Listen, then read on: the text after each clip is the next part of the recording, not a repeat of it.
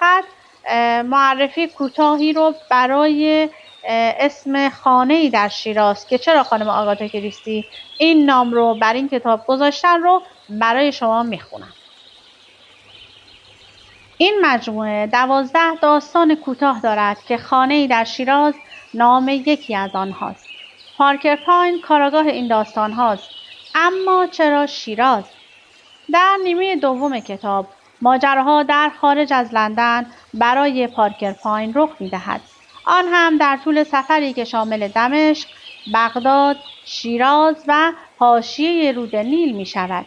این بخش از داستان‌ها نتیجه سفرهای آگاتا کریستی با شوهرش در مستعمرات انگلستان مثل هندوستان و اطراف آن است و به واسطه همین آشنایی کریستی پای شخصیت‌های خود را به این نواحی می‌کشاند تا بر تنوع و جذابیت‌های داستان‌های خود بیفزاید. درباره کتاب خانه‌ای در شیراز، داستان خانه‌ای در شیراز درباره پرونده خانم ثروتمندی به نام رایمر است که پسرش را گروگان گرفته و او را تهدید کردند. در این مجموعه داستان برخلاف سایر داستان‌های کریستی خبر از کاراگاه‌های معروف نیست و پارکر پاین است که ماجراهای مختلفی را حل می‌کند. کتاب خانه‌ای در شیراز توجه‌های زیادی را به خود جلب کرد و به چندین زبان مختلف ترجمه شد.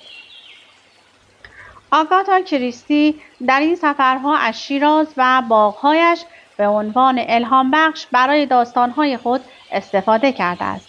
او در خاطراتش از شیراز به عنوان یک شهر زیبا و باغ‌های آن به عنوان زمرد سبز یاد می‌کند.